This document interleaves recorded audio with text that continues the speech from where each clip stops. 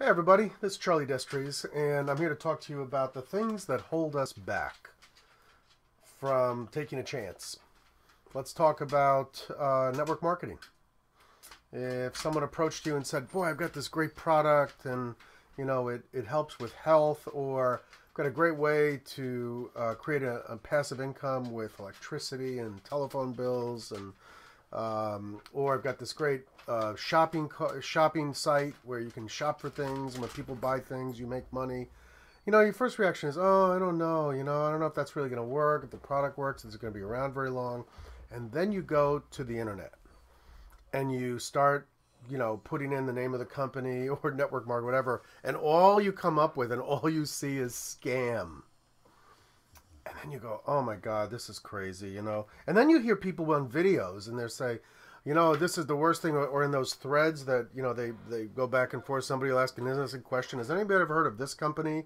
And then you have three people tell you how that company screwed them, and, the products suck and it's a scam, and you can buy the same product for a tenth the price at a grocery store, and it doesn't really do this or that. It's all placebo effect. Or that electric bill company, you really pay more in electricity than they claim you do, blah, blah, blah. And then you wind up going, oh, this is terrible. I wind up ruining my reputation, and anybody I contact is going to do the same thing, and they're going to see it's a scam. They're going to think I'm pushing a scam on them. It's horrible. Well, let me tell you something. If you ever go to the doctors, just look at health for a second, and the physician says, well, I believe you should take a anti-cholesterol pharmaceutical drug, and I don't know, I'm not even going to name one, just some pharmaceutical drug. I'm going to write you a prescription, go to the drugstore, pick it up, your insurance should cover most of it, you're going to be fine.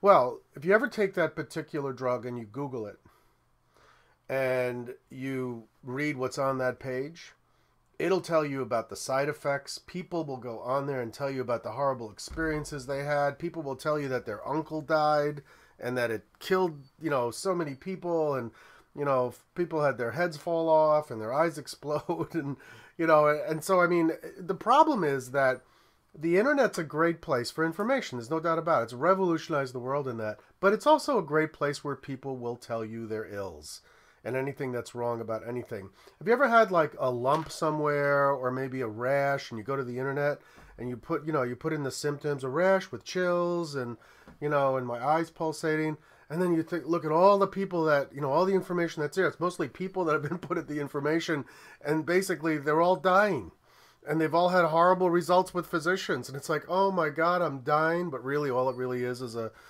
pink eye or a cold or something. So when you're evaluating a business, especially if you've never done this before, especially if this is out of your comfort zone, take a little bit that you read with a grain of salt. Realize that there are, and by the way, there also could be scams out there, and there also could be bad drugs that physicians give you out there. So it's good to look. So, do the research, but don't take everything like it's pure gold truth. Either side, because it's somewhere in the middle. And, they say, your results may vary. Well, that's true as well, because you may decide after it's all said and done, to try something, network marketing, a new prescription drug, an alternative therapy. You're going to go to meditation class for 10 days, and you may have a wonderful experience. Regardless of what it says on the internet. You have just had a great experience. Your health has improved. You've made some money. You feel liberated. Your spirit is better, whatever. It's really up to you. It's really you, the person that goes through the experience. And let's say it sucks, and you buy into a network marketing opportunity, or you take your doctor's advice and take this drug, or you go to a 10-day meditation class, and it's terrible, and it's like, oh, wow, that didn't work, or, oh, it really affected me poorly, oh, I lost all my money. It's still you. It's still your experience. It's still your responsibility. It's on your shoulders. So you can blame the world that it didn't work or it sucked, even if it was a scam that you fell for. And it's really you. It's on you. So it's all about us. It's not about them. Do the research. Ask questions. Use your brain. Make some judgments. Sometimes the unpopular thing is the way to go, because most of the crowd that tells you not to do it is probably sitting in the same position you are. If you're trying to make money, they're probably not. They probably don't have any. If you're trying to do a new technique for health, they probably go to the doctor and listen to the doctor and never research, and that's all they do. They'll never consider an option. So if you consider the voices of the crowd, of the herd out there, which is what the internet is, well, you might be getting bad advice. On the other hand, if you don't try at all, if you always follow the herd, if you always do what the herd, what the crowd tells you to do, you'll never experience anything really new, and you'll always wonder, wow, what the hell did I miss? I wish I was 40 again. I wish I was 25 again. You know, I take care of my wife's mother. She's 98 years old. And she sometimes will tell me some of her regrets. Why didn't she do it? Because people said she shouldn't.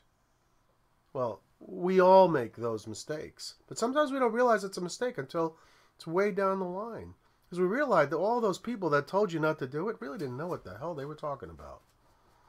So when you're evaluating an opportunity, I don't care if it's a new job with a company that just got sued for sexual discrimination, right? And everybody says, oh my God, don't go there. You're going to be sexually discriminated. You know, say you're a woman or a man these days, right? Well, sure. I mean, they may have made a mistake. They may not be pure. Who is? What is? Do you know? I certainly don't know anybody or anything that's pure. But evaluate it on its own merits. Evaluate it on its potential.